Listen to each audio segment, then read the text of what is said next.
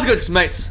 This is Mrjacharles, and we are back with Darling Dead. And we're back with this specimen of a man, if I may call you that, because I know they have a thing for like he, her, and them in this. I know at the beginning you could choose your pronouns and who you are and all that crap.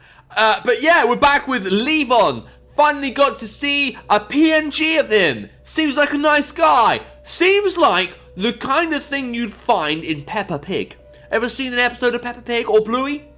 Yeah, I think I recognize him. I think I recognize him from there, to be honest. Okay, cool. Maybe I've taken a bit too many drugs. All right, but the story so far is we're visiting these guys. This guy's apparently doing some suspicious stuff, and I don't want to get murdered by him, but he's thinking about it. We think he's thinking about it. We're not sure yet, but let's hope he's not going to be a complete asshole about this. All right, but let's go for the story. When Levon finally struts out of the room, he doesn't even have the gall to act surprised or ashamed at being caught red-handed. Oh yeah, we were also jealous because, I don't know, he had like another lover or some crap, and I guess we fancied him. Why would he? It's not like he's done anything wrong. Yeah, I can't really tell either. Also, I love the way like he's kind of standing there with his hands out, just kind of claws down, if you could look behind the narrative box.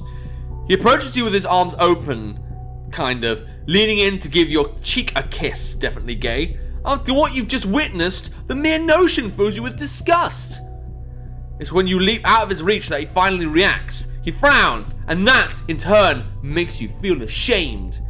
You have to remind yourself that it's not his fault that you caught feelings for him. He never promised you anything.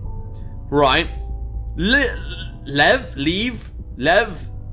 Let's stop. Okay, I thought it was called a let's play, but alright. Stop what? You've barely stepped a foot into the manor, and you're already saying nonsense. Despite the lingering scowl, he sounds perfectly amiable. At first. When he notices your determined expression, he scoffs, rolling his eyes. Not this again. Come now, you must be hungry. I'm serious. Alright. His smile is sweet, mellow, and obviously fake. It's his angry one. No, scratch that. He's rapidly becoming furious. So you want to stop what exactly? What happened in the 2 months when you were away that you want to stop so badly? Do you want to stop ignoring me? I'd welcome that. I'm putting you in danger, Lev. I can't keep coming back here. Excuses. But what else can you say? It hurts to see you fool around with other people. I want to devour you? No! Never! The status quo might be vague, but it tightens around you like a noose. What he gives you is not enough, but you can't ask for more. It's a stalemate. Okay. Says who? Your mercenary friends? Ha! Please. Levon huffs, waving his hand that doesn't look like carelessly. That looks like he's angrily clawing himself. You know he's sick and tired of this conversation, but you can promise it's the last time he'll have to listen to it. You need me, remember? Who will take care of you if not me? Alright, who'll feed you, he means. But you don't address that part of your relationship out loud, not anymore. At first, you'd only drink his blood out of necessity, but later it became the perfect excuse. I don't want to be a monster, but animal blood doesn't sustain me. Oh no. Is there a better reason to seek him out than that? I'll make do. You'll make do? Stop with this gibberish. I'm not staying. Pardon, I must have misheard. You didn't. Look, I have work. What's our employment here? Well, after all this time, like doing this kind of gay drama shit, we find out that the main character is actually like an ice cream vendor or a kindergarten teacher or a babysitter. He's dressed for it. I mean, he's definitely not one of those guys you take seriously. Just saying. Work. That's all you care about lately. What about me? What? Need I remind you, we have an arrangement. He hisses, and it takes everything in you not to flinch, because he's such a scary guy. The arrangement. Yes, that's all you have. I'm keeping your ground safe, aren't I? It's your turn to scoff. Of all things to accuse you of, for not fulfilling your end of the bargain is too much. There were no monster sightings in Levon's territory since you chased off the last one a decade ago. How's that fulfilling the arrangement? By some miracle. How are you going to do that, pray tell, if you were to leave? Not permanently. Wait, no. It is supposed to be permanent. And even if I were, so what? Times have changed. Levon, you're not climbing the ladders of society anymore. You can afford to hire actual... What? You're not making enough money! Where's that CEO I married? Now all you do is... work? What do you do? Why would that matter? You're not climbing the ladders of society anymore.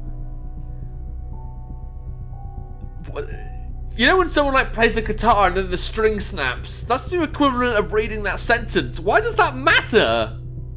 Okay, fine. So that's what this is about. Ha! When I told you to quit gallivanting with that sword of yours, you told me it's your calling. Now you're telling me you're bored with it? Okay, sure. Fine, I'll get guards. I just thought you hated having strangers wander around the perimeter. Yes, that's what you said ages ago, when you thought that keeping people away from the manor would stop Levon's eyes from straying.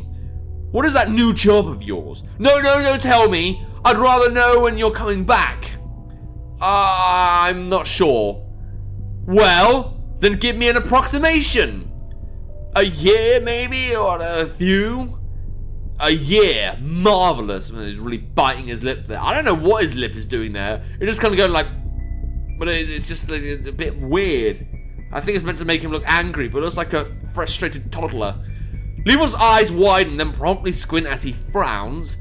His words and her whole demeanor drip sarcasm. And whose blood are you going to drink in the meantime? The pointed way he says that makes you wonder if he really cares about the fact that you'd be feeding off someone else, or if his real concern lies elsewhere. After all, a vampire could make do with another host, but the host? They'd lose the boon of strength and youth the non-lethal bite confers. Oh, so I guess in this universe, biting makes the victim stronger? I guess it's because it wouldn't make sense that we get stronger if we bite him because we can bite someone else. Alright, sure, whatever. And isn't the boon a part of your arrangement too? I told you I'll make do. You don't have to worry about me anymore. Just like you no longer worry about me. That's not true. We're friends. We're good acquaintances. We're developed, if you will. I better suck your willy once. Okay. Are we? Because recently it feels as though we're no better than strangers. I was busy. With work, I know. And so were you. I'm sure you barely had time to miss me. Levon chuckles at whatever it is that amused him in your words. He doesn't refute you, and instead looks down the hall towards the open window.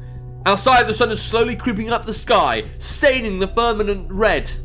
It's going to be your bedtime soon. Let's discuss it all later. I'll have the servants prepare a meal for you. I bet he's going to try and poison me. This is his kind of, hey, you're going to die in a minute speech. Levon wraps an arm around you just like he did 1,000 times before. He lures you in, and before you know it, you're walking wherever he leads. You'd almost give in entirely if it wasn't for the faint scent of perfume, too sweet to be his, that reaches your nose. It gives you the nudge you so desperately need. Okay? I can't do this anymore! Forgetting about your inhuman strength, you push Levon away with such impetus that he ends up colliding with the wall, and it seemed to really surprise him there.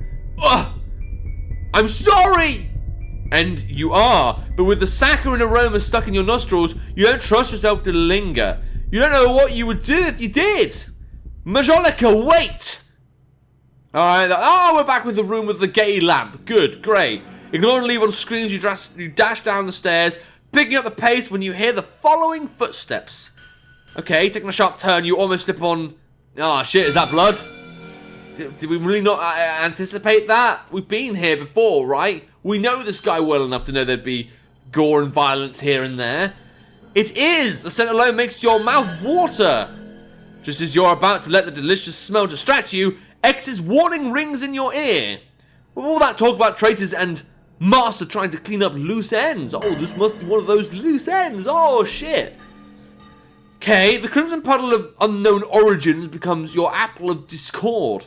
Since you're the last person who knows everything about Levon's past, and you refuse to stay where he can maintain you, what does that make you if not a loose end? Oh, I get to actually make a choice. I guess it has been a while. So my choices are, no, this is insanity, you need to give Levon a chance to explain himself, or betrayal is the only explanation. Levon is out to get you, and you delude yourself thinking he cares. I think I'm gonna die either way. How about I trust the guy that's about to murder me non-consensually? I'm not letting that go. Never letting that go. Just feels weird that anyone would consent to murder. So, I'm gonna give him a chance.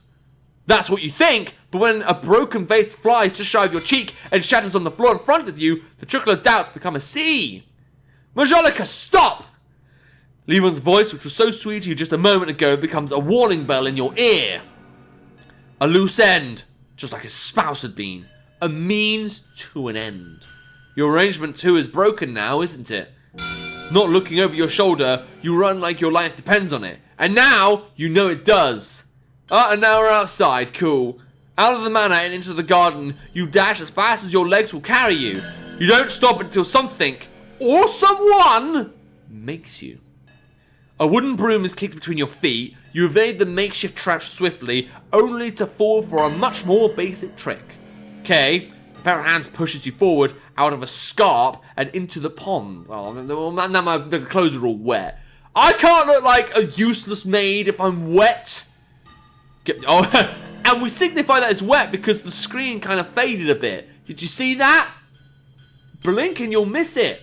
Alright, you've been a vampire longer than you were human, but that doesn't mean that final death is not in the cards for you.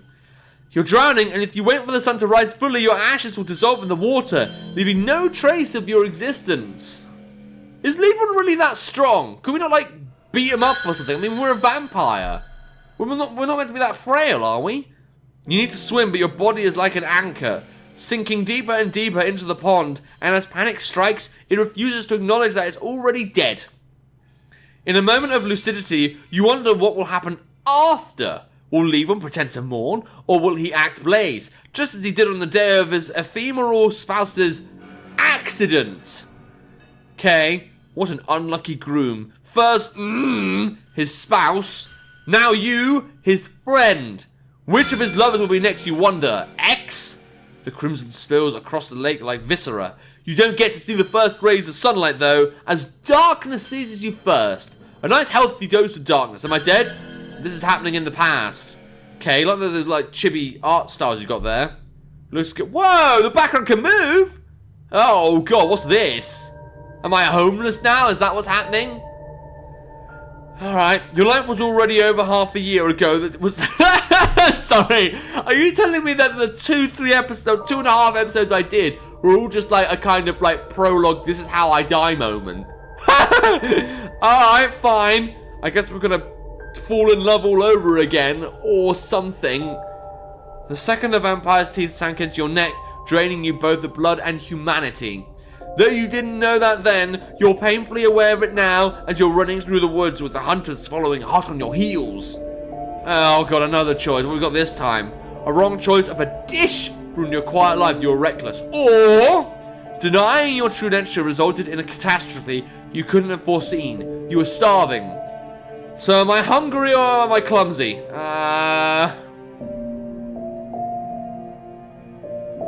Well, I'd rather not, like, make myself sound like I'm a complete idiot. Yeah, I was hungry. I wanted to go to a McDonald's. Okay, your attitude is set to subdued. I don't know what that means. Feeding off animals could only take you so far, as your body needs more substantial essence than that of simple fauna. Are you telling me I've been eating plants, like flowers? I thought I was a vampire, not Bambi, but okay, there must be some explanation to this. It was ill-advised to go against the teachings of your sire, fooling yourself that you can cheat the monster within you. You couldn't. The second you smell the scent of freshly drawn blood, an odor that should have been foul, yet to you is anything but, your mind shut down. You came back to yourself with your mouth latched on to a passerby, gobbling them up until the corpse descended like a feather onto the ground of a dirty alley. Fresh, delicious dirt. In the rush of panic at being promptly discovered even, you narrowly managed to avoid the guards. Left with no protection and forsaken by your maker, you had no choice but to flee. And so you did. You ran into the woods and you're running still with no plan of stopping. Good plan. Your hand is sadly forced. The ones that were called after you are no simple guards, but hunters trained to kill creatures like you. Despite your superior reflexes and speed, a bolt shot from a great distance pierces your leg. The pain is debilitating, downing you for a second before you scramble upwards to continue your escape. You are delayed only half a minute, yet it was enough for the reality of your predicament to finally dawn on you. It's right, what the hunters say. Your kin is not that of prey, but of parasites, and it appears you will die like one. With nowhere to recuperate, it'll be a matter of time before they capture you and cut off your head. Still, pushing through, use the rest of your rapidly draining energy to increase the space between you and your pursuers. Crossing the tall and dense foliage, uncaring about the thorny branches and poisonous weeds, you dash towards the shelter. Oh shit. What is it? It's not a shelter, it's a carriage, luxurious, but with one wheel broken. Well, gotta admit, these windows are very transparent, it tells me everything. But what's inside the carriage? It's probably Levine, or whatever his name is, right? Probably something that'll lead me to Levine and then we'll get to know him and be nice to him, right? I guess we'll see that in the next episode. Honestly, I'm in two minds about this story. It's alright. I mean, I suppose I'm kind of curious how we met and all that. But I'm going to be constantly thinking about what happens after I fall into that pond now. And that's going to be a bit irritating because I'm not going to get that question answered unless I make a long play of this. And I don't particularly want to do that. But I guess that's just me. Alright, but if you do want to play the game, so see if you can figure out what happens next. There will be a link to the game in the description down below. And without further ado, the Mrjacharles, it's time. See ya!